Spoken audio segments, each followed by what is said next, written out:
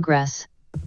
All right, good evening, everyone. I apologize for the late start time. We were waiting for a quorum, but now we're ready to go, and we have 1 hour to work through our agenda. This is the regular meeting of the Public Safety Committee. It's June 17th. Let's start with a roll call, please.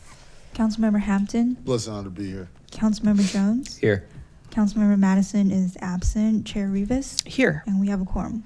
We have a quorum. Before we get to item 1, I just wanted to briefly make an announcement that the flock discussion that we had last month will continue during the August meeting. We are working on getting another expert to come and speak to us, so we're not just hearing only from the department and from flock. We'll have a more well-rounded discussion about that topic in August. With that said, let's turn to let's start with item public comment on items not on the agenda. Yes, correct. We have 3: P.A. Brown, followed by Yachty, followed by Ted Smith. You each have 1.5 minutes. At 30 seconds, I'll ring a bell.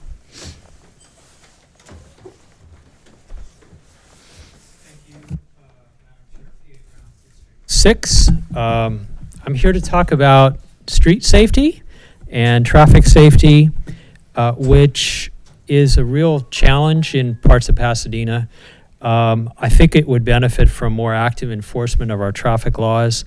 And I just urge the council to consider using some of the additional authority that Sacramento has provided cities on red light cameras and speed cameras. Those could be operated by the Departments of Transportation equivalent, not by the police. A piece of legislation, SB 720, which took effect last October, allows any city in California to now install red light cameras. Fines are capped at $100, and it must be implemented by Department of Transportations or their equivalents, not police.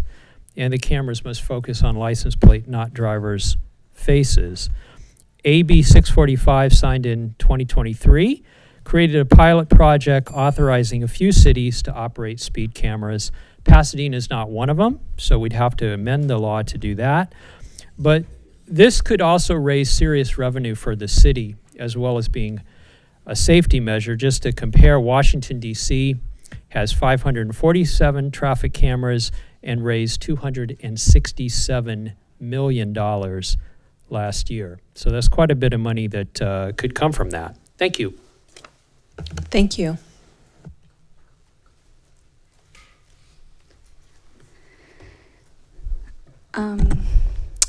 So for the flock ALPR cameras, while I appreciate the council holding more discussions on flock later this summer, I want to highlight just a couple of things. There's been overwhelming misuse and abuse of ALPRs across the country, but Pasadena still have flock cameras up and running instead of pausing them. So I'd like to ask the city to consider pausing the use of flock cameras in the interim until there's been discussion on the continuation of flock or any other ALPR system. Thank you. And Ted Smith. Good evening, everyone, and Vice Mayor Rivas. One of the things I wanted to make an address to, and this is in reference to the way the Public Safety Committee is being run.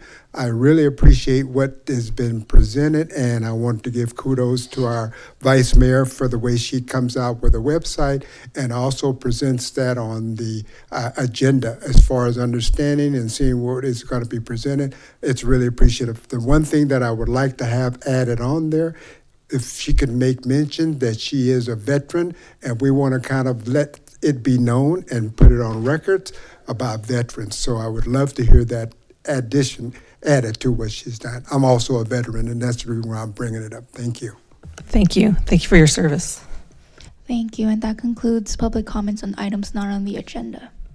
All right, so moving right along to item number 1, which is rules and regulations for the CPOC training and onboarding.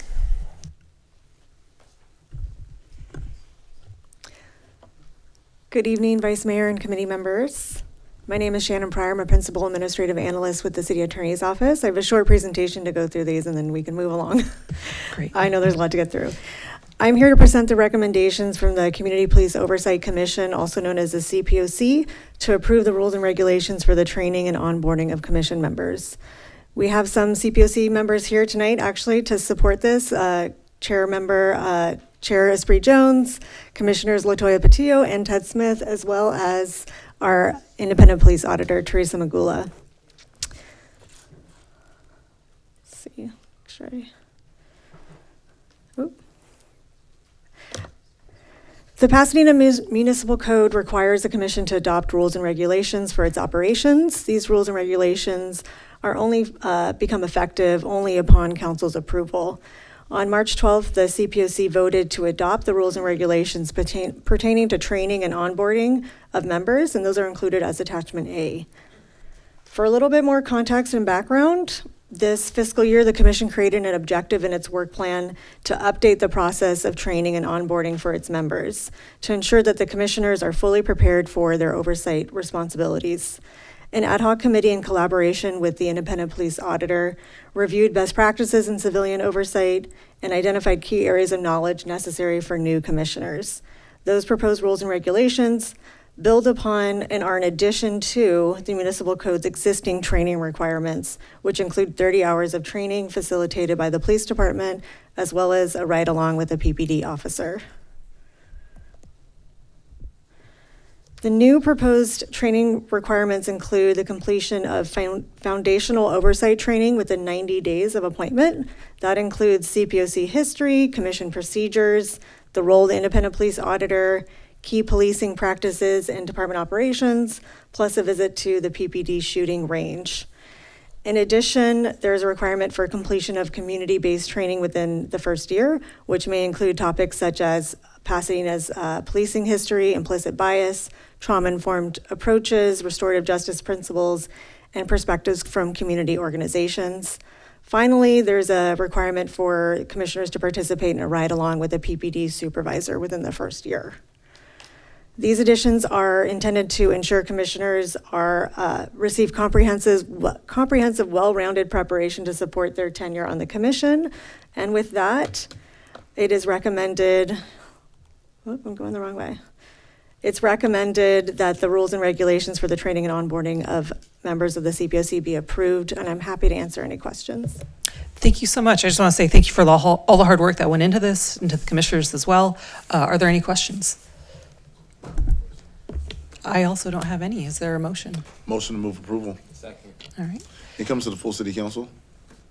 I believe so. Yes. Yeah, for final That's approval. correct. Yes. So seeing no objections, that item passes. Thank you. Thank you again for all your work. All right, turning to item 2, the September 2025 officer shooting, which Chief, I believe you'll be speaking on. Is that correct? And before I hand off to you, I just wanted to thank you for speaking on that, given that it was just last week that the video was released and some information had been released. I just wanted to, by way of opening, say that this has been a very deeply embarrassing and disgraceful situation that could have ended in tragedy. It was inches away from going very differently. It definitely was more than horseplay, and as I shared with you when we spoke this weekend, we have to stop using that word because I think it kind of undermines how serious of an issue it was. It's potentially criminal behavior. I know the DA is reviewing it. That could have gotten someone killed. And so from my perspective, as one council member, as one resident of the city, anyone who intentionally points a loaded firearm at a colleague at work should be fired, full stop. I don't understand how we can be taken seriously as an employer if you can do that and still keep your job, especially a police officer. They, more than anyone else, should know better. My main concern, which I hope to hear about, is how do we know that this was happening only between the two officers that we see in the video and not a wider practice? The most chilling thing I think that we see in the video is the officer standing to the side, just smiling through the whole incident, without any other reaction, which I think suggests that this had been going on for some time and perhaps involving other officers. And which, as someone who's served in the military and has been around firearms in a professional setting, I just can't begin to fathom that this was going on and potentially more than what we saw in the video. So with that, we are all very eager to hear anything you can share with us, and we'll look forward to asking you some questions as well. So thank you. Thank you, Madam Chair, and the members of the committee for the opportunity to speak to you this evening. First, we must acknowledge, and I must acknowledge how absolutely embarrassing and certainly dangerous this conduct was, and what the potential outcome could have been. The issue that we're dealing with throughout the initial investigation is really a time-consuming, real all concerted effort from all the investigative bodies and investigative resources that we can bring to bear. As you said, there is a criminal investigation attached to this, but we conducted, I'm gonna give a little background. On the September 7th event, we got this and initiated an investigation after the shooting itself. We conducted the investigation with our professional standards unit. And as a result of that, that investigation took approximately 9 to 10 months to complete.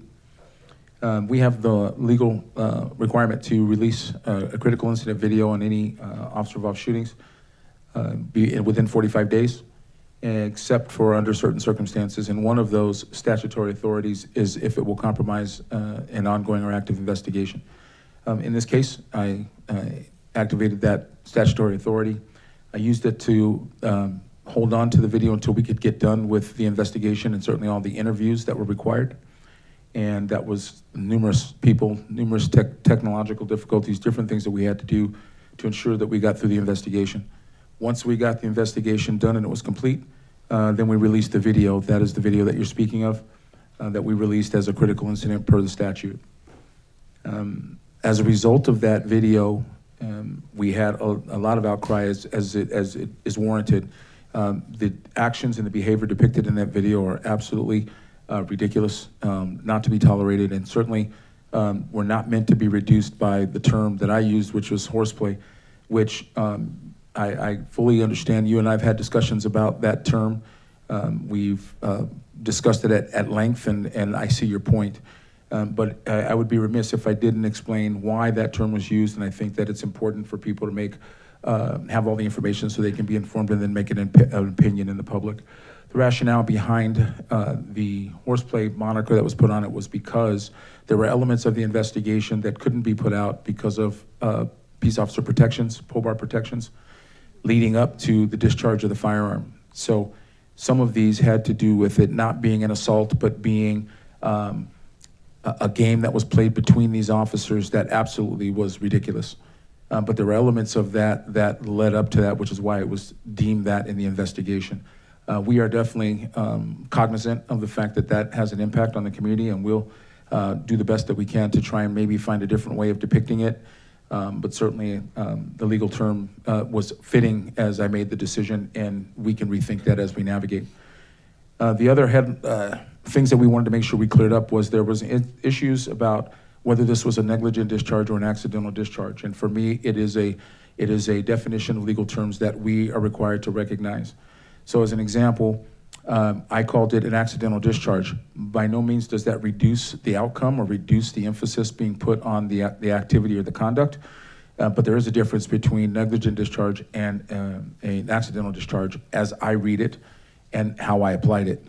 So for the public's information, a negligent discharge, an example of that would be standing on your porch, intentionally firing the gun into the air, having a bullet come down and strike someone. That would be a negligent discharge. You intentionally pulled the trigger in a negligent manner. And an accidental discharge would be doing something where you don't intend to pull the trigger, but you do have a discharge.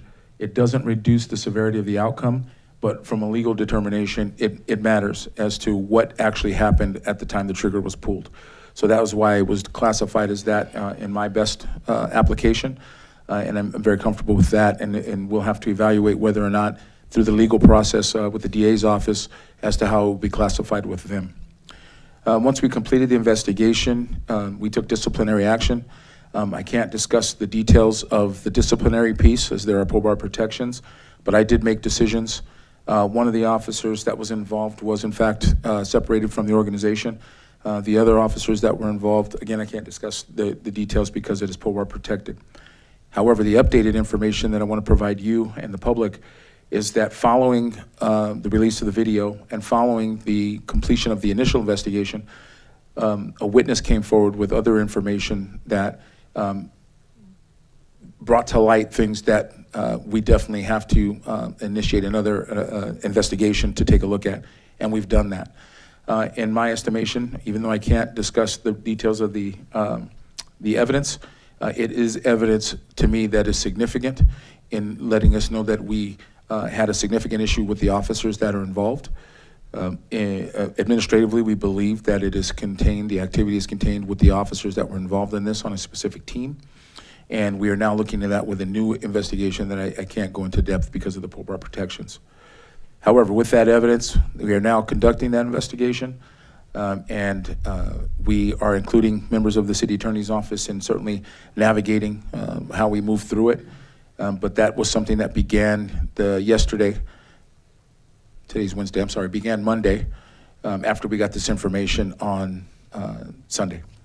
As a result of that information, what I can say is that 2 of the officers were placed on admin leave and have been removed from duty, and the investigation continues.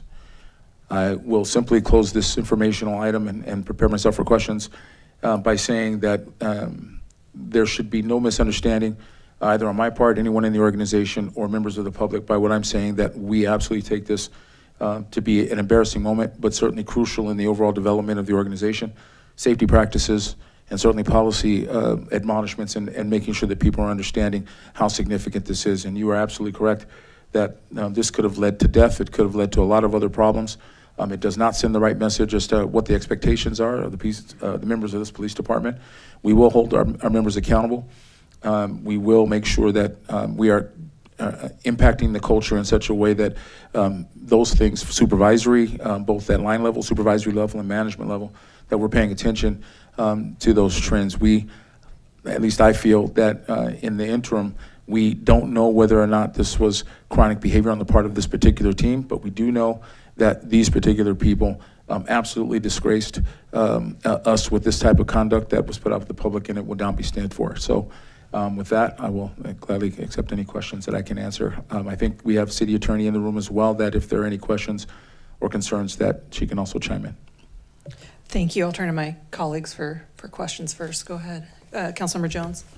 Thanks, Vice Mayor and Chief. I think I agree with what the Vice Mayor said, and I think the rest of my colleagues, is that this was a very embarrassing and dangerous situation for our police department, and it definitely can't be tolerated in our department. And so I just had a few questions. The first one, and it sounds like a very simple question, at least to me, is, but do we have training in place to train our officers not to play games like this, not to point firearms at each other? Well, I don't think that training in that regard is the answer, because we have policies and procedures that prohibit. We have training on how to properly utilize your firearms, so I don't think there's specific training that says you shouldn't be doing this. However, that is the expectation based on all the training of how to properly use your firearm, how to properly employ safety practices within the organization, both while on and off duty. And so what we have done since then is make sure that we're going through the organization and reiterating what the expectations are of people to conduct themselves professionally, ensuring that they understand what the expectations are of the organization, of the people of this community. And we are dealing with that part of it. No matter what the training would have been, these people, in my estimation, broke the rules. And it was an intentional breaking of the rules, and we're going to deal with it accordingly. And then, is this something, to your understanding or knowledge, that's prevalent in the department? Like, are these types of games being played by other officers? To date, the investigation has not revealed that. We do not believe that this is a chronic issue. We believe that we've isolated to the team or the group of the friend group that was involved, and this new investigation will vet that and try to bear that out. However, if it does include other people, we will be transparent about that, and we will take the appropriate action. And then maybe I'll turn to the city attorney if you can't answer this, Chief. But one officer was fired and another one was disciplined, and then now, one officer was separated and then another one was disciplined. Is that correct? Other officers that were involved, they can't discuss their discipline because of the POBAR protections. But all the officers that were involved have either been terminated or are currently on admin leave pending this current investigation. Got it. Thank you. Councilmember Hampton, go ahead. Yeah, I don't need to belabor the point that has already been made and how this looks on our department, but not on only our department, but our city as a whole. I think that wearing the badge or working for the city of Pasadena is an honor, and everyone who works here should feel that way. And so I appreciate you, Chief, initially, taking action and looking at this and, doing your best to hold those accountable, of course, legally, with the guidance of our city attorney. I understand that POBAR is something that is a lot of work to be done there. Maybe that's a state-related issue and something that we need to work with our state officials as well, so that you can easily hold people accountable without all of the red tape. And I'm trying to be as because normally Javon would be like, "No, Tyrone, you can't say that," but you're not Javon. I'm typically here. I've been here for a while, and so I was like, "Brother, don't say that." And so I do have a couple questions about the difference between. Maybe you could give us a definition between an accidental discharge and a negligent discharge, because I'm not a police officer. I'm not a police chief. But if I'm just looking at this and the way it looked like, as you mentioned, this is a friend group that may have done work like this or done things like this as what you call horseplay or play around one another. And to Councilmember Jones' point, yes, number one, training is do not point your weapon at someone. That's any gun training you have in general, do not point your. So if you could give us the definition of accidental and negligent, because this, to me, just watching the video, this seemed negligent. This didn't seem accidental. If you're pointing a gun at each other, then that wasn't an accident. That was done with intent. Even though you're joking or whatnot, that's done with intent. And so why did you classify this accidental and not negligent? Maybe you could define or give us the reason why you classified it as accidental and not negligent. I can speak freely about why I made certain decisions, but in this particular case, the conduct, I believe, is negligent. I think the conduct of the horseplay and what they were doing leading up to that, and anybody who would do such a thing, is negligent conduct. But the specific nature of the pulling of the trigger, a legal term and a legal definition that we have to assess and be utilized both in civil litigation, in administrative hearings and dealings, certainly the administrative intent, and any criminal prosecution that occurs after the fact. We have to be very specific about terms. And so in this case, although I can't reveal the details of statements made by people in the investigation, it was my estimation that the pulling of the trigger was accidental. So in the most firm of terms, that is why I classified that and said that's what it was. If you're talking about negligent discharge, that would be, in my mind, and as I apply it, an intentional discharge or pulling of the trigger and leading to whatever it leads to, but the intentional pulling of the trigger would then become a negligent discharge if you're not intending to hurt someone. So I use the example of the New Year's Eve, people pointing guns up in the air. If you're intentionally pulling the trigger to discharge the firearm, that was an intentional depression of the trigger. But the firing of the gun was negligent, and when that bullet strikes someone, it was negligent in its application. By the same token, if the guy's standing in his backyard on a porch and he has his gun in his hand, doesn't raise it up and doesn't intentionally pull the trigger, but putting it in or out of his jacket accidentally pulls the trigger and shoots someone, that's a difference. And there is definitely something, it doesn't make the outcome any less tragic, it doesn't make the outcome any less important, but it is specific to the legal terminology and how you apply it when you're trying to figure out what's going to be the action or reaction after something like this happens. I mean, and I appreciate I disagree with your statement, but I appreciate the statement. I appreciate your assumption of it, because everything leading up to it was negligent. And that's the reason why I think it should have been classified as a negligent discharge. But I'm not in your position, and I don't understand the legal terms of all of it. And I'm sure our city attorney she's looking at me like he's about to say something else. Well, it should be important to recognize, Committee Member Hampton, is that this is still being evaluated for criminal charges. And so I don't want to split the hairs with what I consider to be negligent with regard to an administrative investigation and things leading up to it. We are definitely taking it very seriously with regard to the criminal piece and the administrative piece. So there are still ongoing components to the investigation that will vet out what the conduct was. Okay, well, I look forward to hearing more. Can I have to- jump in very briefly on Yes, this go point? ahead. Because I don't want to lose Yes. this third of the conversation.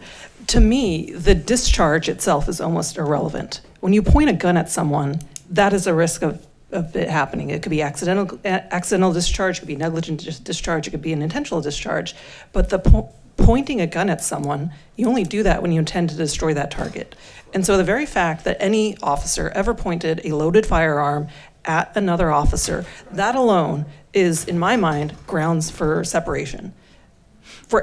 Period. Full stop. So I think it's pretty common sense. So I am less interested in the nature of the discharge because that's what happens when you point a gun at someone. So I understand you're working through that, but from my perspective as someone who was we're an employer, the city, and it comes to disciplining our own employees, simply intentionally pointing a loaded firearm is enough for discharge or for separation, in my opinion. So I understand legally you're going through that, the nature of the discharge, whether it was accidental or negligent, but to me as a resident of the city, as a council member, as someone who's trying to protect all our employees and make sure that they're safe at work, it was the intentional act of pointing the firearm that is truly egregious here. So sorry, go ahead. No, I appreciate it. That's the point I was trying to make. I agree that everything was negligent in this case, and why it was called accidental. I understand, you're doing your job as well, but as a elected official and someone who represents employees of Pasadena, and this is negligent, and that's just my assumption.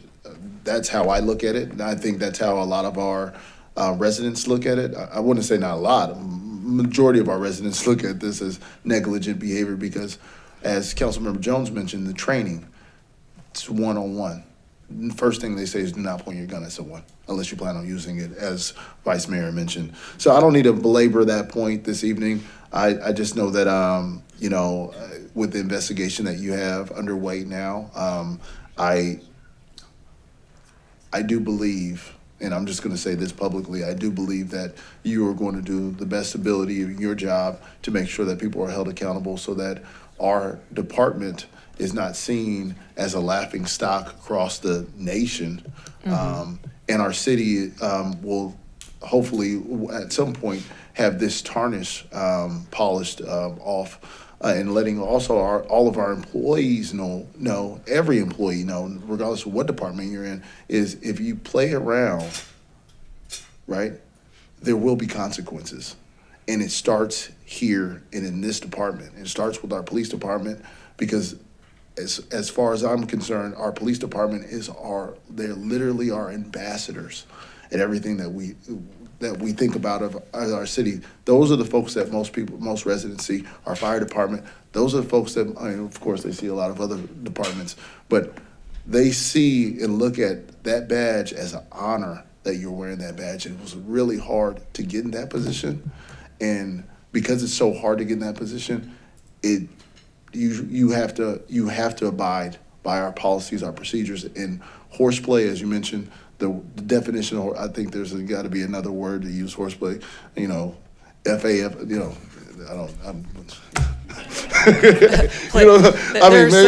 There's so many things. There's other the ways one that to say comes to it. my mind is So, play stupid games, yeah. win stupid prizes. Like this. Absolutely, that's better than what I was going to say.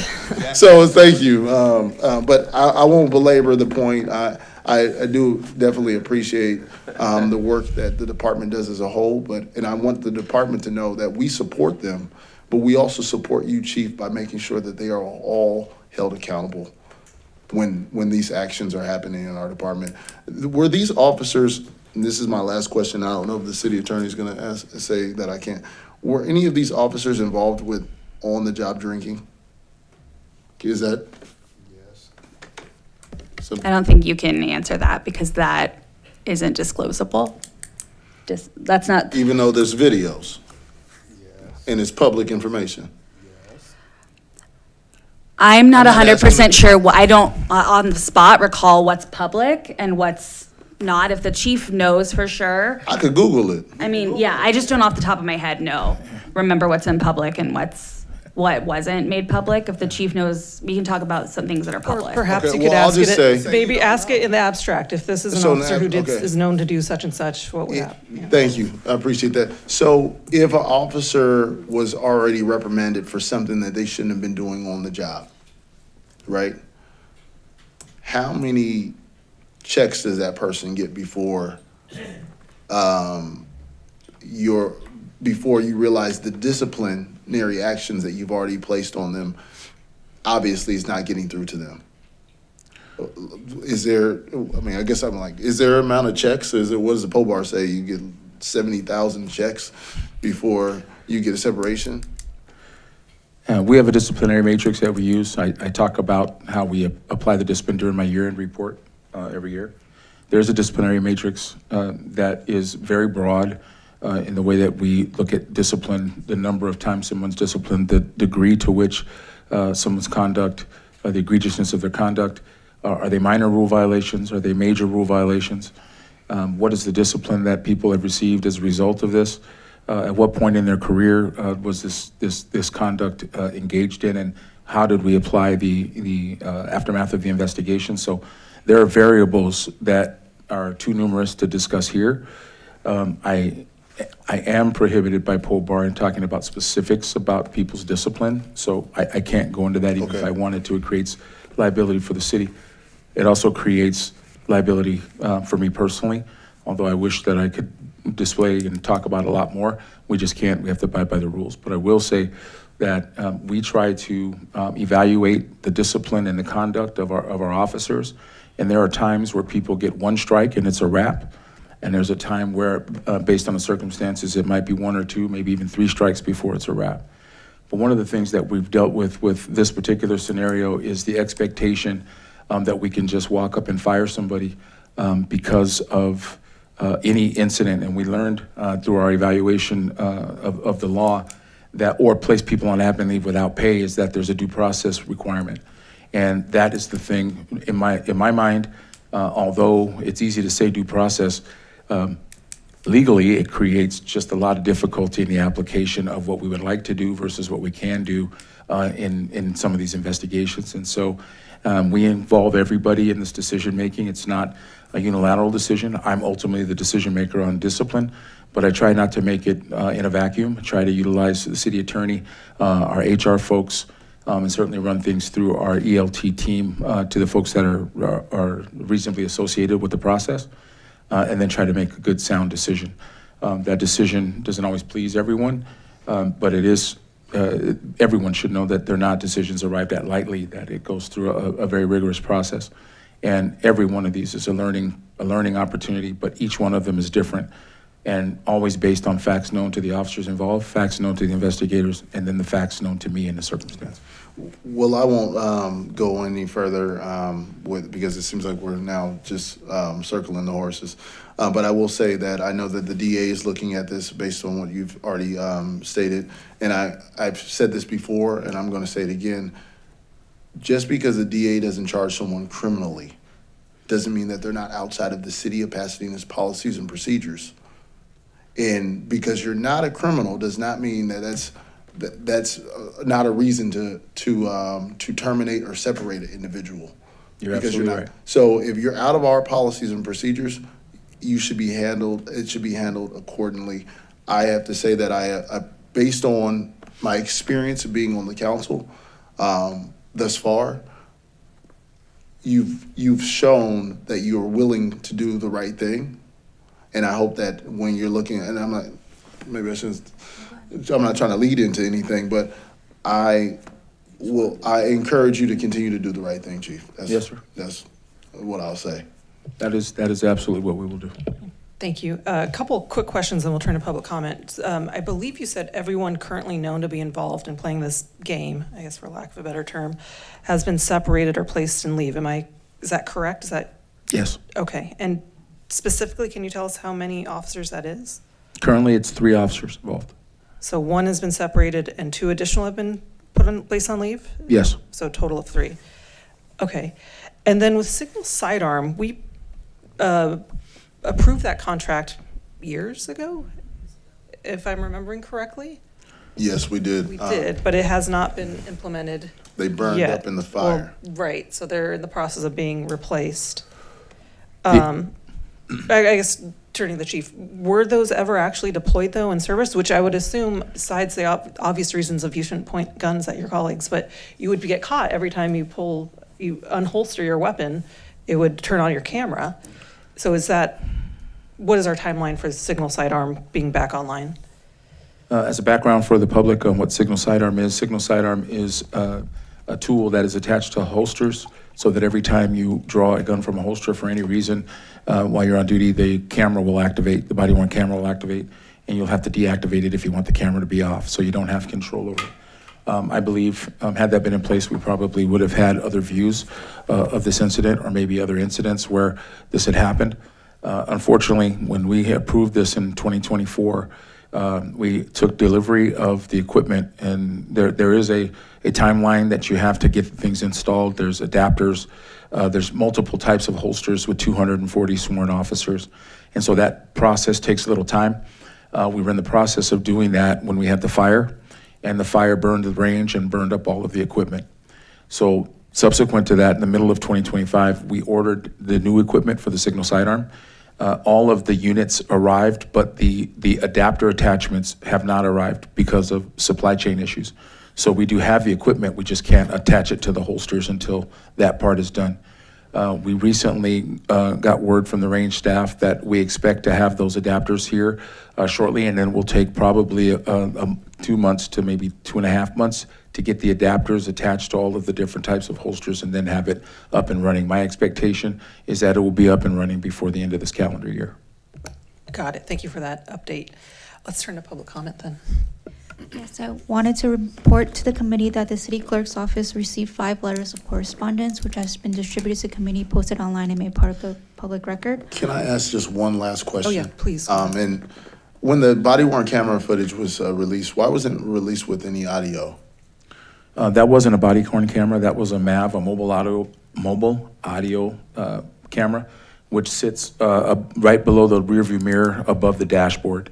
And in this particular case, there was no audio working with that particular camera, so it was just the video. Okay, those cameras don't have audio.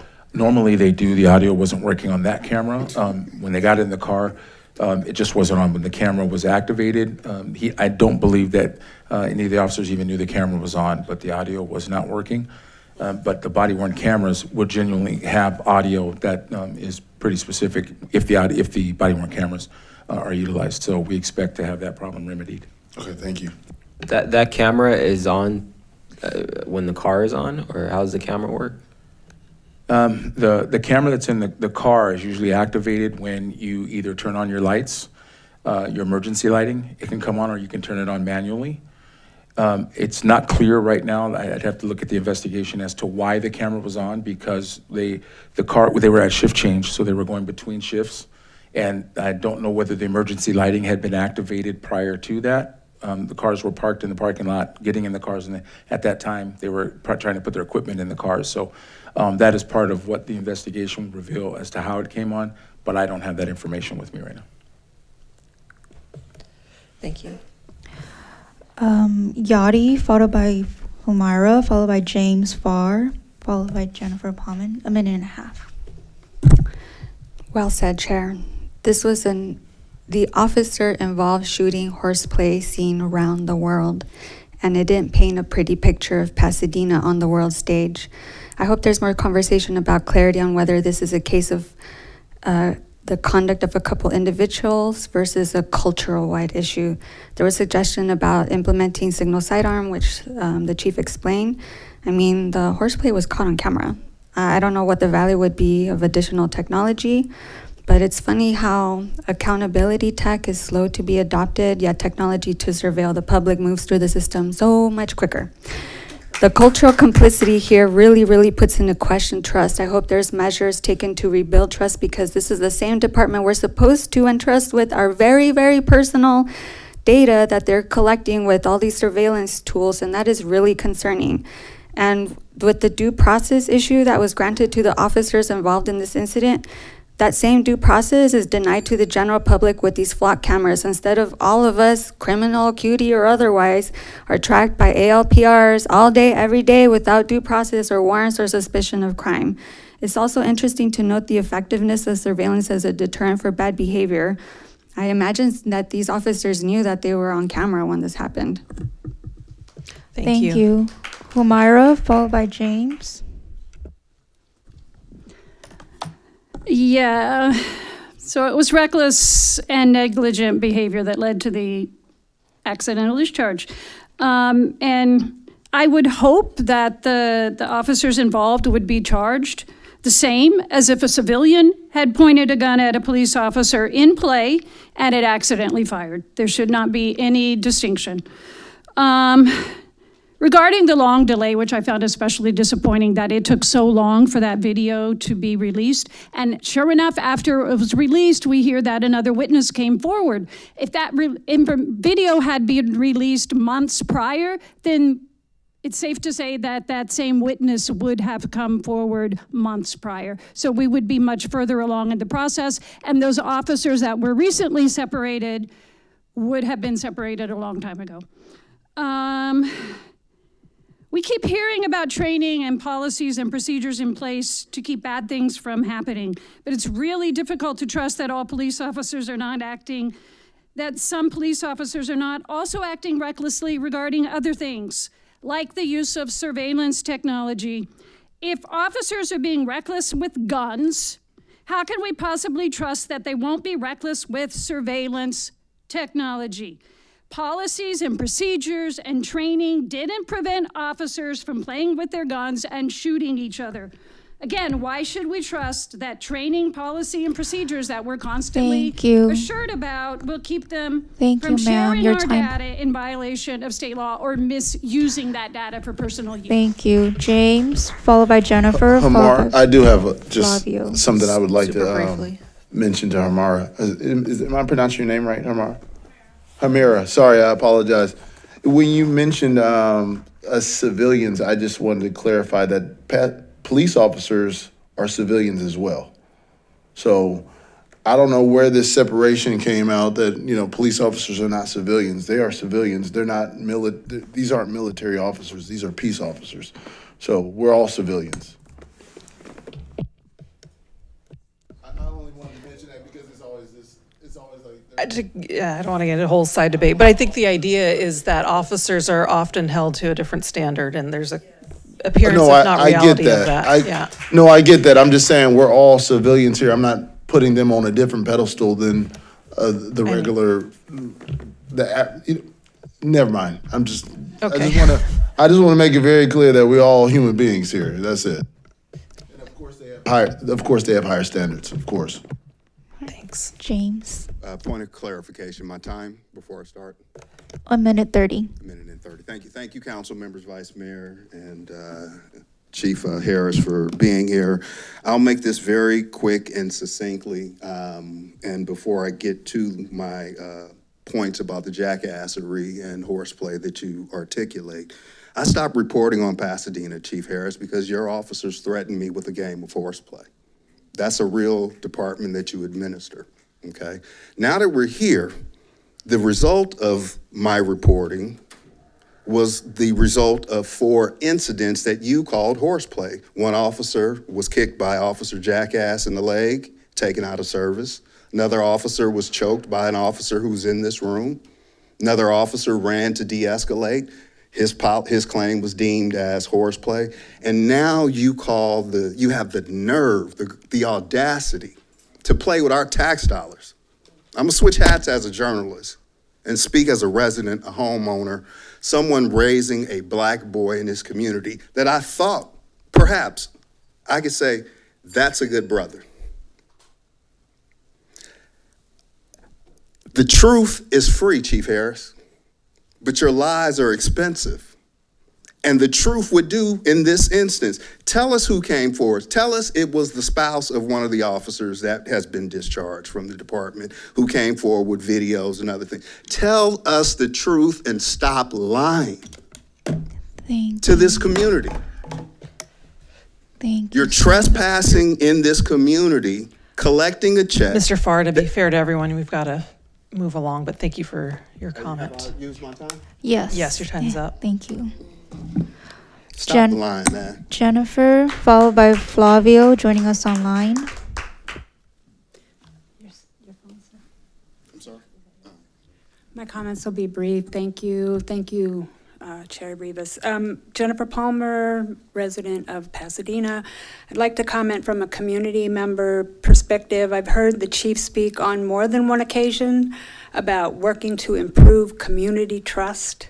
What's disappointing is that those comments about improving trust have been made while the chief knew of this incident that has eroded trust even further. How can we as citizens trust that PPD officers will not randomly just pull weapons on us when they can't even be trusted not to pull weapons on each other? Thank you. Flavio, joining us online. Flavio, can you hear us? Hi, Flavio. Can you unmute your mic?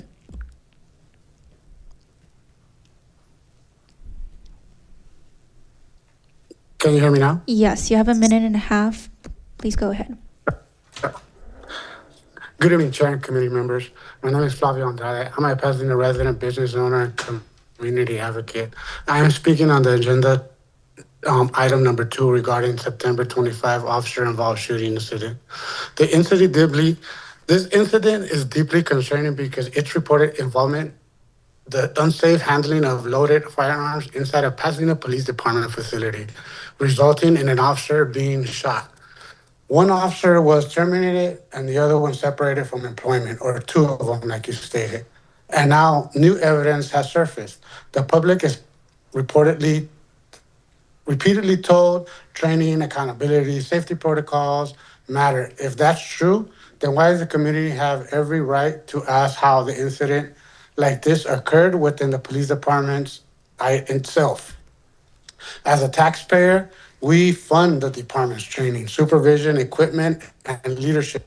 In return, we expect some accountability. This incident raises questions beyond one officer. Training, supervision, culture, accountability start at the top. The community deserves to know whether police officers were violated, policies were violated, whether warning signs existed, and other corrective actions have been taken. Many residents see a double standard. When members of the public mishandle firearms, they face immediate consequences. Thank you, sir. Thank you. When an incident occurs within the law enforcement, the process can appear. Thank you for your comments, and that concludes public comment for this item. Thank you. I just expect we'll be kept up to date as the investigation completes. Chief, is that fair to say? You'll let us know as soon as you're able to what the, I guess you can't share discipline, but you can provide us an update when you're, as I don't know, in the coming weeks, if not months. Yes. Okay. Tell the people that you only release the videos after the PRA was submitted. We've got to move along. So, He knows thank it's you. Moving on to item 3, fire mitigation briefing. And we're going to lose quorum soon, so if we can have an efficient presentation. And I'm sorry that we're under a time constraint.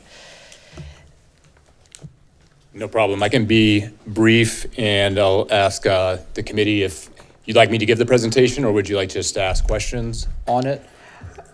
How long is the presentation? It's about 6 or 7 slides. Vice Mayor, are we going to have a special meeting before the 4th of July? Is that We can try something to you're find thinking? time to do it.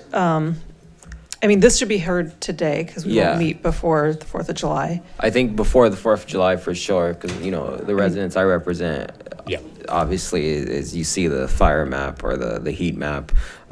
So I think it's well important to flesh out all the questions, but I think perhaps we could have a special meeting, either listen to this topic and then the other topic, special meeting. Yeah, why don't we, if I'm not hearing an interest to hear the presentation, can we perhaps go straight to questions or? We could go straight. Yeah, why don't we go straight to Okay. questions? I just really want to know is how we plan to mitigate the illegal fireworks, at least because it occurs every year, right? We get a lot of calls and texts from residents about they're hearing fireworks, and I think by the time you get out there, you don't see them; they're put away. But it is impacting the quality of life for the weeks leading up to the July 4th and a couple of days after. So just your thoughts and opinions on it and how we can mitigate this. Yes, sir. Absolutely. The things we do is we get together early in June with our city partners, which includes city prosecutor office, our PIO, police, and fire. We get out early messaging to the community that fireworks are strictly prohibited in the city. I say that, but we all know how Southern California looks, on the 4th of July. Just driving through it, there's some parts of the whole Southern California, it's hard to see, let alone the smell and the sounds and all the fireworks igniting. And they are easily purchased by our surrounding communities, cities, states. They're easily brought into Pasadena, and they're at nighttime easily discharged. That said, we do get out there. Ahead of the 4th of July, we have we partner with police and have enforcement teams that are patrolling the city. They're monitoring calls for service and getting out there and enforcement through citation as well as confiscation.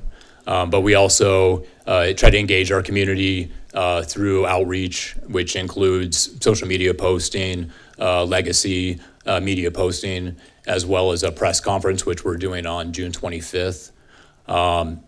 We post signs throughout the city. Those been posted yet? I didn't think I've seen them. They are. Okay. We just got them from the print shop this week, so they're going out this week.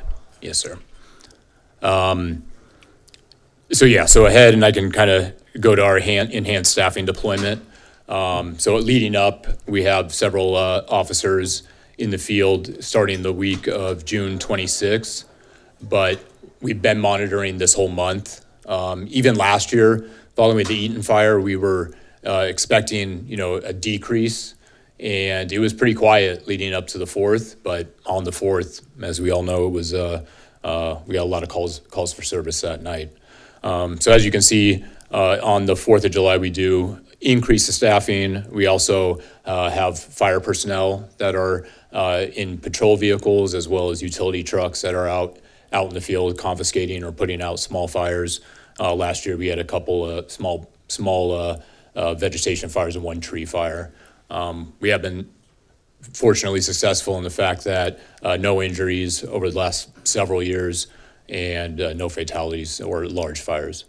And then, as you look at the heat map, are we placing like dummy cars there? Are we bringing on extra personnel that's outside of fire and police perhaps to like monitor the areas or assigned a street? Because I bring this up because, both chiefs knows like July 4th and the week before and a few days after, like we get a lot of calls and texts just on these streets. And I can attest to this map is like these residents always reach out to us. So right. I just wonder like the preventive medicine that we're doing here. And that's not like, I think you guys are doing obviously a great job and Chief Harris is doing a great job too. But I just want to see like a little more proactiveness. Yes, sir. Yes, we definitely factor in. This is obviously last year's calls for service, but then we obviously know that certain areas that are hot, if you will. Any calls that come in ahead of the 4th that give a location, we do coordinate with our PD partners, and they get people out there to kind of be in that area. And then during our briefings, we will kind of let our crews know which areas that have been active in the days leading up. But as you can see, yes, it's definitely the Northwest, but then it's mid-city and then even out east, and it's really throughout. What about some of the neighborhood association? I know they have a lot of block leaders there. Have we connected with them, and perhaps, they can be an additional set of eyes and ears to make calls? That's a great idea, as well as, alerting our citizens or community members to utilize the city service center and feed information in, especially ahead of the 4th. That way we can gather that data and share it with our officers and our arson investigators so that they know which houses kind of are active.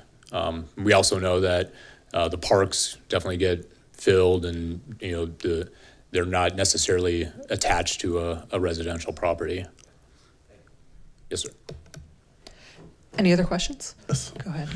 And this might need a bigger discussion at a public safety meeting about what the plan will be for next year, because I don't know if we have an opportunity to do all the work that will probably need to be done or changed for this year. But, the things I will just bring up, technology, changing the technology that we use to detect fireworks. I know some cities, and I'm sure that there are some folks in the audience that are going to hate to hear this, use drones to detect fireworks. Yes, so I don't know why we're not at that point. We do have fines that we could also use, and we're not using. Last year, how many fines did we issue? We issued 10 citations. And again, with the citations, you have to almost see someone discharge it and be able to point them out, or they discharge it from their residence. Okay. So in their yard. Oftentimes, if it's in the middle of the street and then they disperse, it's hard to find out who lit it. Yeah, I've been on the ride along, and I definitely know how hard it is to detect and figure out where the fireworks are coming from. And so I definitely appreciate the work that our team are doing. But I do think that in the year we're in, 2026, come 27, we should be upping that and figuring out other ways to detect these fireworks, to be able to get at the issue. As Councilmember Matt, Councilmember Jones mentioned, I just Councilmember Jones, as he mentioned, proactively and get at this. The other thing is I'm on Pasadena now right now, and I just got online and just wanted to see how we're advertising this. It's inconsistent. So our signage that says no fireworks are illegal everywhere. I know that red and black, white sign, you see it. Right. Our advertisement should be the same. Yes, sir. I know we did change it from the zero tolerance to the fireworks are illegal and prohibited. But I'm saying, I don't know if you noticed this banner here on Pasadena now. It's actually very small. Okay. But I got an email about it, and I was thinking, that sign or what's here on Pasadena. Yeah.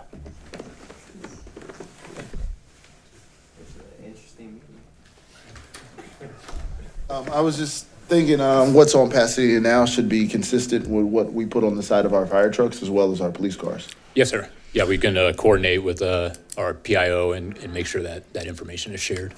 Perfect. Well, I look forward to having a more in-depth discussion about what our plan of action would be for next year. But I do want to say to the fire department and that we are doing a much better job than we had been in years prior. So I do want to say a thank you, and I hope, because right now, 2 years ago, right now, we were hearing fireworks. Like literally, right, or 3 weeks. Right. I mean, Yeah. Come March. Yeah, like the month. Yeah, leading March up to it. 15th, it was like everybody was lighting off fireworks. Right. And this year, it's just not as many fireworks as there have been in years prior. And I think, we could build on that. And Yes. and before it turns back to something else. I also just want to mention that, Trey Sorensen is here. And, our department does some amazing work on the borders at capturing fireworks before they even get into the state of California. So I do want to say, I want to applaud our department, our team to say, we got to look at how do these fireworks come into our community, and being out there catching them before they get in here. And was it like a truckload or how many? How Yes, sir. many Actually, pounds? I'll point out on this one, that this was this year, and since Chief Sorensen now has been promoted, we actually brought in Captain Ruiz, who's the new arson investigator, and he and the Vertigo Task Force, Investigation Task Force, actually had a pretty major seizure earlier within the last couple of weeks. It was 25,000 pounds. What city was that in? Montebello. So we are coordinating, and like you mentioned, like it is a citywide effort with PD and, like I mentioned, the city prosecutor's office, and we are out there early and trying to do our best to mitigate these events going off. But as you can see with this task force, we're Thank you so much. I really appreciate it. I believe we have some public comment. Yes, we also received one letter for this item, which was posted and distributed to the committee and made part of the public record. Yadi, you have a minute and a half. I'll just be quick and say that I thank and appreciate the fire department's work on this, and that last year there was a proposal for drones as well, and had conversations, and I appreciate them being very thoughtful about listening to the concerns. I'm an Indian fire survivor, so yes, this is important, and I just respect that, they're really focusing on having boots on the ground, which I think is more meaningful. Thanks. Thank you so much. So moving on to item 4, immigration-related activity, which is an item we didn't get to discuss last time, and there were some residents who wanted to. I don't believe there's any update since the last report that was included with our May agenda, so I'm just looking to the department to confirm that, or if you have any updates to share since that update was provided with our May agenda. You are correct, Madam Chair. There are no updates for this monthly reporting cycle. Okay, thank you so much. Any questions from my colleagues? Okay. Any public comment? Yes, we also received one letter for this item as well, which was distributed and posted online. We have Yadi followed by Humera. You each have a minute and a half. Yadi.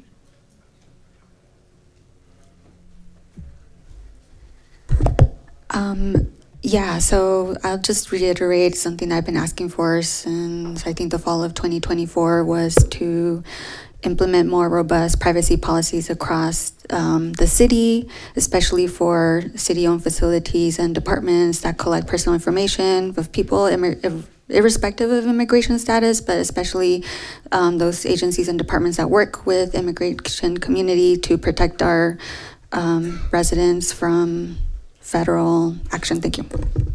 Thank you. Hi, first I want to thank Councilman Hampton for starting the discussion in City Council a few meetings ago about the need to make sure that any agencies we hire for supplemental services like the LA Sheriff's Department abide by our policy regarding immigration enforcement.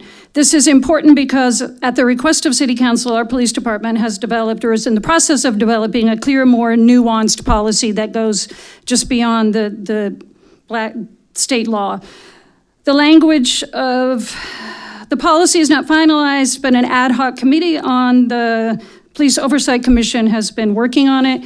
And I want to bring to your attention one very important section that I was really happy to see in the recommended language for the police department. It says that when police personnel observe conduct, including by federal agents, that clearly appears to violate state or local law or presents an immediate risk to public or officer safety, personnel should take reasonable steps consistent with the department policy to intervene, de-escalate, or notify a supervisor.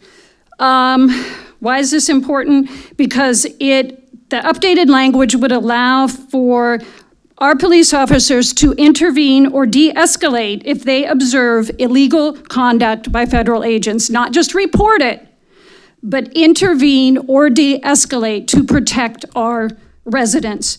Across the country, we have seen way too many examples of local police departments directly and indirectly assisting ICE and CBP, even when they are acting beyond the law. I just want to be confident that our police officers will protect our residents if there are federal agents acting outside the law. Thank you. Thank you.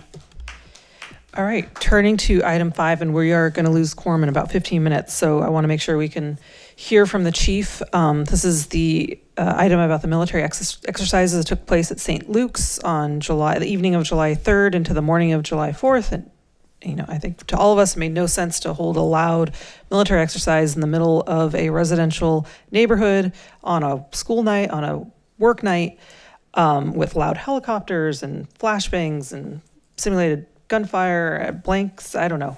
A whole lot of stuff was going on right in the middle of a residential neighborhood.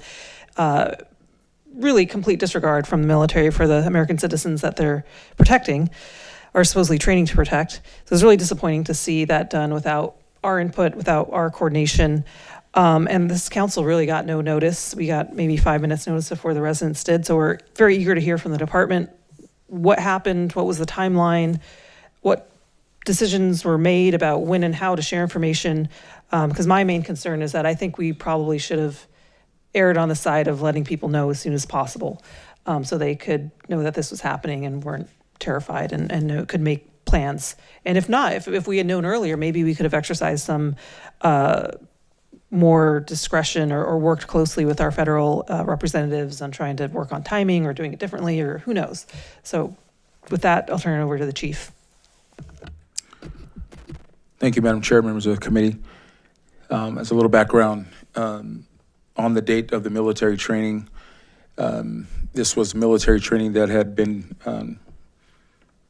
in place in other places around the city, around the county, as well as around the state and the nation. This was independent training that was being put on by the United States military that has to do with coming international events that are coming here with regard to World Cup and the Olympics. Before I get into the timeline of the event that took place here, I'll just give a quick brief synopsis of what's going on so the public understands it.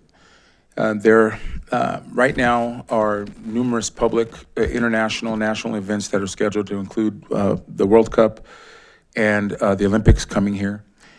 For us here in Pasadena, we are an international city. We have one of the 7 SEER 1 events in the country every year. SEER stands for Special Event Assessment Rating, and SEER 1 is the highest rating, security rating that you can get, involving the most stringent federal, state, and local guidelines. And we have one of the 7 every year. In 2028, coming up with the Olympics, the things that are being prepared for, Pasadena will be front and center on the international stage, having 3 SEER 1 events within 366 days.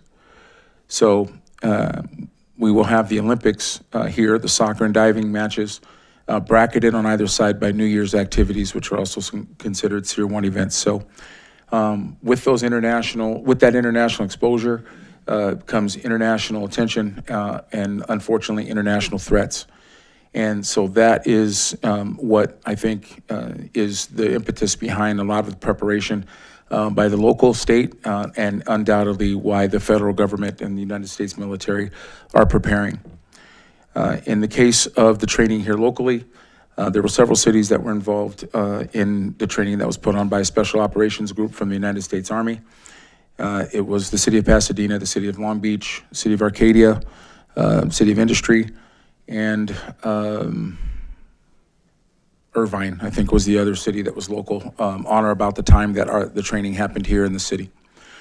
So it should be noted that when contact was made with us, we had a notion that we had no choice in precluding the military from providing training or looking at intervening in the type of training that was going to be implemented, whether it was on private property and dealing with the United States military.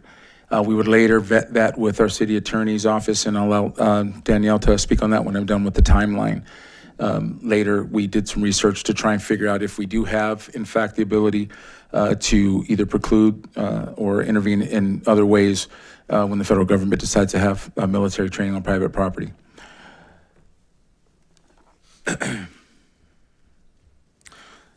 The timeline for the training that occurred in Pasadena started back in July of 2025, and it's important to recognize that the information that comes when these people are putting training on with specialized units usually starts with conversations at the front end of organizations.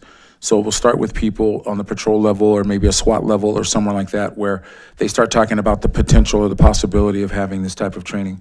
There's no formal request, there's no formal notification or any of those things in the early stages. It's simply an officer from one group talking to another group, and it doesn't just happen with the federal government, it happens with our local resources and county and state as well. So we started to have that notification that sometime in the next year there would be some type of military training within LA County. That was the first indicator. But we had no details and had no way to know when, where, or even what cities were going to be involved. Fast forward to March, between March 10th and March 9th, there was communications between the military and the Rose Bowl only. It had no indication at that time that they were looking at other locations within the city of Pasadena. It was with the Rose Bowl only, and they were talking about the dates and details, a licensing agreement with the Rose Bowl to conduct military training there. We additionally conduct training at the Rose Bowl prior to any of the New Year's events to include special operations training within the bowl, on the outside of the bowl, in expectation of large crowds. Fast forward to May 20th, the staff was CC'd on that conversation that took place. Hold on a second.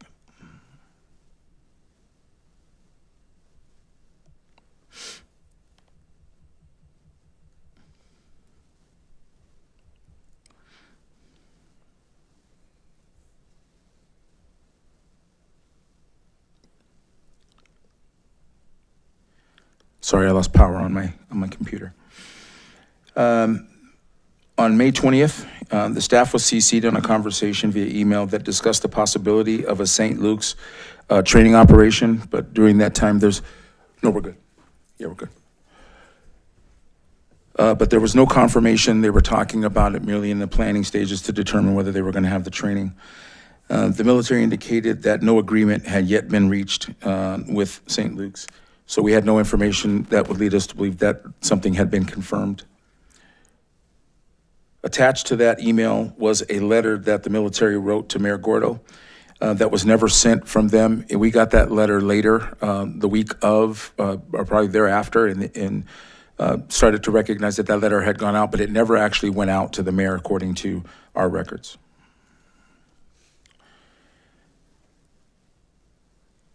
Fast forward to May 28th, which was the Thursday before the training. The military did in fact confirm the date, but didn't give us any other pertinent details other than they were anticipating platoon-sized training with air operations, helicopters bringing in the resources, but didn't detail what that training would entail, the evolution details or any of that. Not until, I'm sorry, and then on May 29th, which was the Friday, that is when their PIO started to talk about a way to brief up on what they were anticipating doing. Again, it came with no real details as to what the training was going to be as far as information to be transmitted. On June 1st, which was the Monday, I was fully briefed on the commitment that they were going to use St. Luke's, but still limited on the bulk of the details. We understood that it was going to be a military special operations group that would be coming in, but it was not communicated to what degree the training evolution would evolve. We assumed that it would be like any other special operations or SWAT training, and they would come in and conduct their training and then leave without the addition of any other information.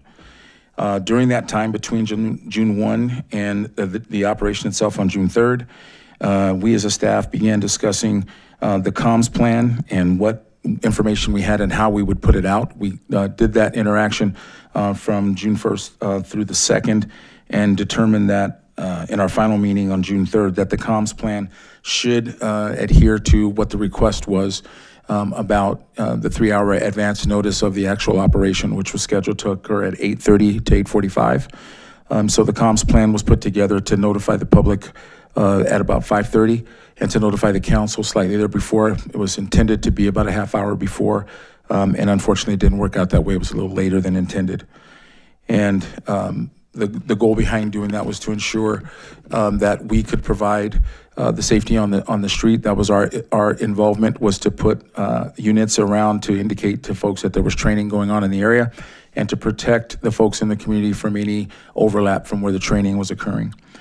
I absolutely fully understand the disruption that the noise and those things involved, but we thought that, and I thought that we were making prudent decisions in the way that we were developing this process. And again, we were doing it on the auspices of not being able to deter the training or otherwise impede the training.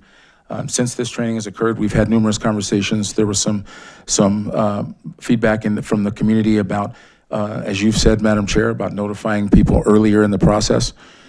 We will learn moving forward how to make sure that we are adhering to those needs and paying specific attention to that. But at the time of this incident, we felt we were being prudent with the way that we were managing the information. So with that, I'll take any questions.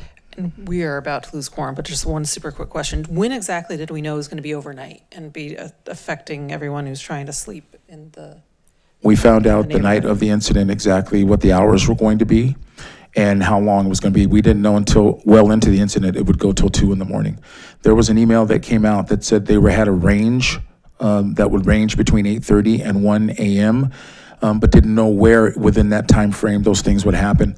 But on the ground, with the commanders we had on the ground, it started to evolve, even becoming more than what they told us even that evening. So when they went to the 2 o'clock hour with the second evolution, that was something that we learned about that night. Got it. Okay. I know we have a lot of questions and discussion. We also are going to lose quorum, but we have members of the public here that have been waiting for over 2 hours to speak. So is it okay if we hear the public comment? Okay. Yes, we also received 3 letters regarding this item, and which was distributed committee, posted online, and made part of the public record. We have 6 commenters: Christopher Ontiveros, followed by Sonia Burnt, followed by Yachty, 1.5 minutes. Thank you.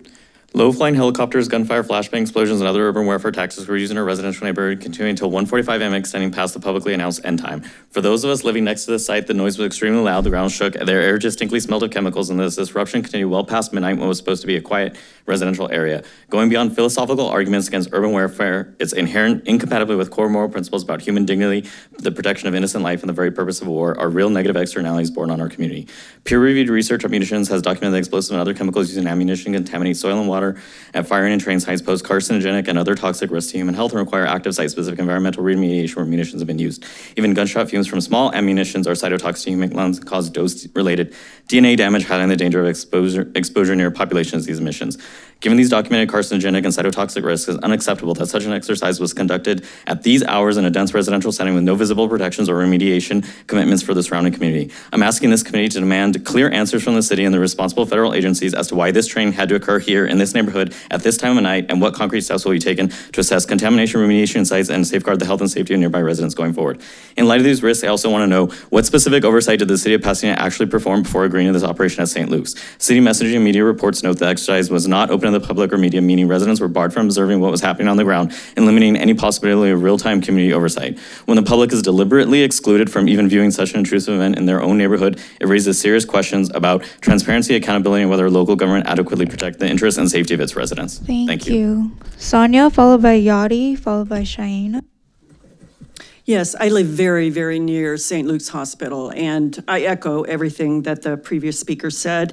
Given what has occurred in LA, Chicago, Minneapolis, and all over the country, many, including me, believe this was a Trump show of intimidation in advance of the midterms. I don't care what your explanation is, but that's what some people really, truly believe. And now that I've heard your explanation, it's totally inadequate. Totally inadequate, because what questions were asked? You just say we weren't told. We didn't get details. The communications person said minimal details were shared with the police department. Well, what questions were asked? Who did you ask to meet with? What meetings? Did you involve counsel?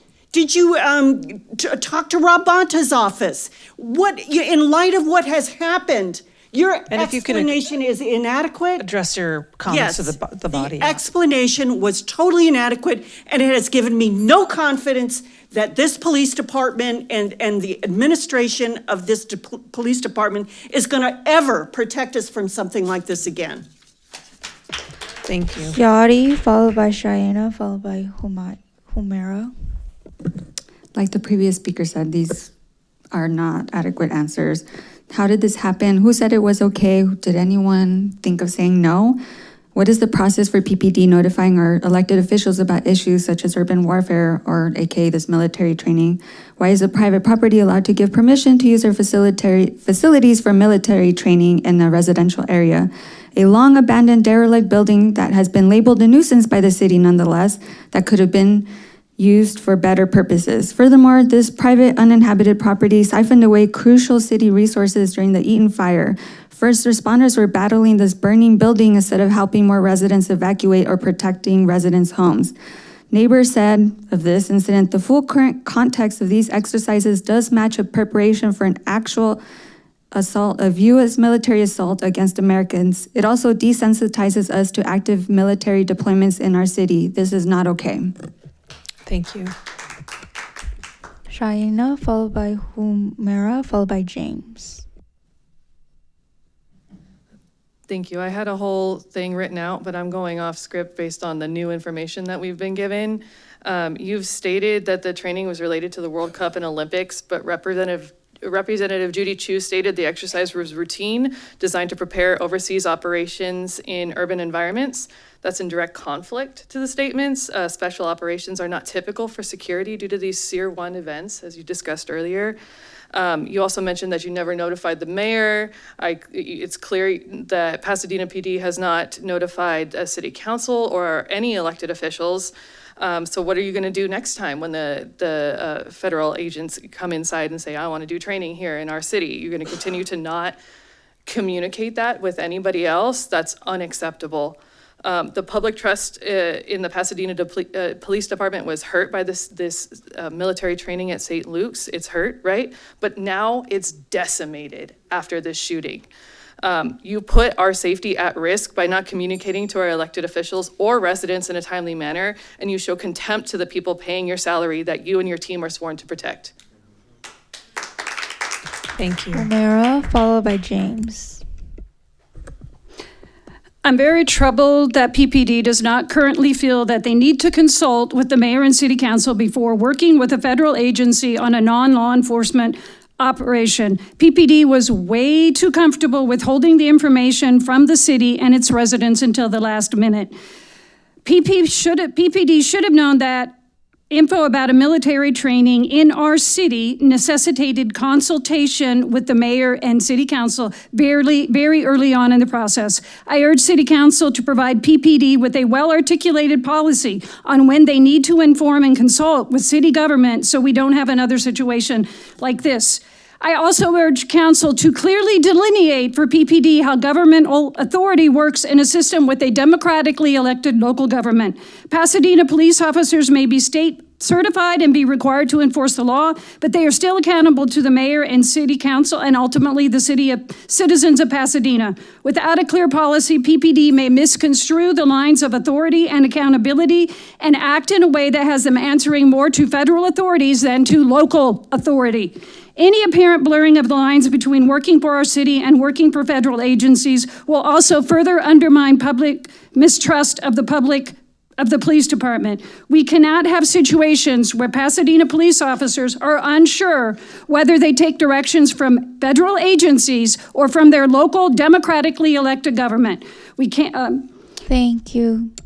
There's a chart on the website that shows the feds aren't on here. Thank you. Thank you. James. Good evening, once again, Council and Vice Mayor. I apologize for my how I spoke earlier. It was not directed to you, but what I am clearly understanding is that orange is the new black. And what we are seeing is a police department led by a chief that is choosing an orange way of doing business. It's not, and to the previous speaker, you're misspoken. The chief does not report to this council, to this dais. He has no responsibility to them. They don't supervise him, they can't reprimand him, they can't fire him.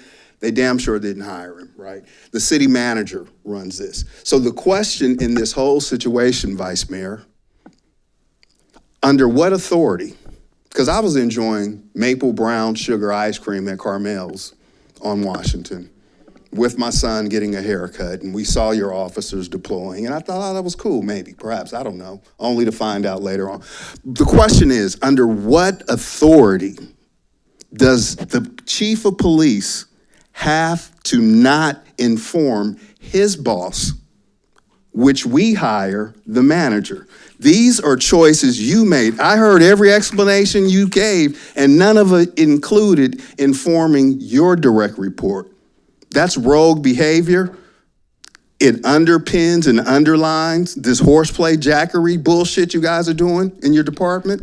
Thank you. Your time has completed. And Thank you. That concludes public comment for this item. All right. I believe we're losing quorum. This is an important conversation. I think we need to continue at the next meeting. I think the public commenters raised two really important issues. One is that chain of command that goes up through the city manager to the council, and I think us not being aware of it, especially the council member who's in which St. Luke sits, Councilmember Masuda, at a minimum should have been made aware so that they could work with residents, let them know. I want to just super briefly, again, we're running out of time, but turn to the city attorney. Something I've been curious about is, have we been looking into what ability we have through our zoning and our land use ordinances and noise ordinances, et cetera, to limit private property owners who want to do this sort of thing on their property? So under federal law, we're very limited in what we can do. We have almost no ability to regulate the military. We also can't make any ordinances or laws that single out the military. So we couldn't, for example, say that private property owners cannot lease their property to the military for training. That would be seen as essentially discriminatory. We are looking into other options, but it's a very unique legal issue in this case, and it's very fact specific. So we're also trying to research and learn more about the specific relationship between the property owner and the military in this case. Thank you. What about public property? Are we allowed to, ask the military or anyone who wants to, any federal organization that wants to do this type of training on public property, that we respectfully decline, do not do that training here? Again, we couldn't have a blanket rule that says we're treating the federal government any different than we would treat anyone else, but we obviously, just like we can issue permits for other events on our property, there's a lot more ability to control and regulate the use of city property, but we can't. If you remember the law that was recently struck down regarding the wearing of masks, one reason it was struck down was because it applied to local and federal government, but not to state government, and the court found, well, we can't treat the feds different than we treat the state. So that's the biggest caution there, but we do have a lot more ability to require permitting and that kind of thing for uses of our property. Okay, so anytime the federal government comes to our property, we can request the appropriate permits, which means that we have more time to notify residents. Yeah, anytime anyone wanted to use our property, again, not specific to the federal government, but if someone wanted to use our property for some sort of a private event, we would follow our normal procedures. Okay. And then I guess the other question was the policy around this. Chief, thank you for the explanation, and was really detailed from July to all the way to June 3rd. There just wasn't any communication with us about this type of training, and I do think policy-wise, we should have something that basically says whenever we are notified that anyone is going to be training in our federal, county, et cetera, that we are notified, even if it's just an asterisk, there's a potential that there was going to be a training. That way we could have, at least we could communicate and let our residents know, and then we're not all caught off guard, but when did we hear about this? So I do think that there needs to be a policy, and I do appreciate the public commenters that came today. And then my other question, and I appreciate Mr. Farr for bringing this up, is when did the city manager know? Did the city manager know July 2025, or how does that work? Did the city manager was the city manager's office ever notified of this activity? I didn't notify the city manager until the Monday before. Okay. And that was before we had all the details. So that June 1 is when you notify the city manager? That's when we began having the communications discussions. Okay, thank you. And then just real quickly, I would support us developing a policy to notify at least the city manager and the city council, so then we can in turn notify the residents as a city and through our newsletters and stuff. And then just the second question is, before your communication with us on Wednesday, which was, I think it was like 30 minutes before it actually occurred, to your knowledge, did any other council member know about this military exercise? Not that I'm aware of. All right, thank you. Thank you. And just to wrap up, maybe we will continue the discussion because I feel like there's a lot of kind of issues to work through here. But we appreciate getting the timeline tonight. I think that the two main themes in my mind are, that chain of command and notifying the council so that we're aware for transparency's sake and we can communicate with residents as early as possible. But two, what degree we have any power to regulate land use, and you're not allowed to film, for example, giant explosions on your residential street. We have rules around that, and so you would think that those rules would apply to any user who wanted to come in and be disruptive to the neighborhood. So I think we really need to really look through that thoroughly and make sure we understand what limitations we can impose and make sure we're holding them up. And if we need to beef them up and strengthen them, we should do that as well. So, Yes, go ahead. I agree with that, and I think that's something that we'll have a further discussion about. But also, our Congress members and our state senator, our federal senators, we need to reach out to them and let them know. I'm sure they already know because it's national news, that we expect communication from their office as well, because they are the body that oversees federal activity, and so they need to communicate with us as to all of the specifics that our residents are looking for, the questions, the answers to the questions that they have. So thank you. Thank you. Thank you. Yeah. Any further comments before we wrap up? All right. Well, thank you, everyone. We really appreciate you hanging with us late this evening.